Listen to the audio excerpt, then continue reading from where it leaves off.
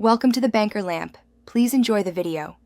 You begin by confirming the Excel workbook is in OneDrive or SharePoint and that the data is a proper table with clear headers. Once done, create a cloud flow and pick a trigger that matches your event, for example when a new item is created in SharePoint. Next, add the Excel online action list, rows present in a table, and select the table.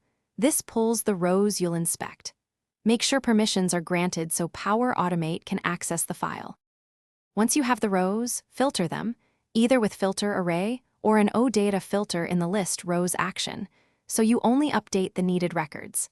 Then, add an apply to each loop over the filtered output and map values using dynamic content into the target columns. Use a unique key column, such as an ID. If necessary, get a row to retrieve that row's identifier, then use update a row to write back changes. Also set concurrency to 1 if order matters. You finish by saving the flow and running a test with known sample data, then review the run history to verify inputs and outputs. Make final adjustments. Add configure run after on error paths, use retry policies, and wrap steps in scopes for clearer failure handling. If updates don't appear, make sure the table name matches, the connection has permission, and your OData filter syntax is correct. That single mismatch is the most common issue to fix. Thanks for watching. If this was helpful, leave a like and consider subscribing. See you next time.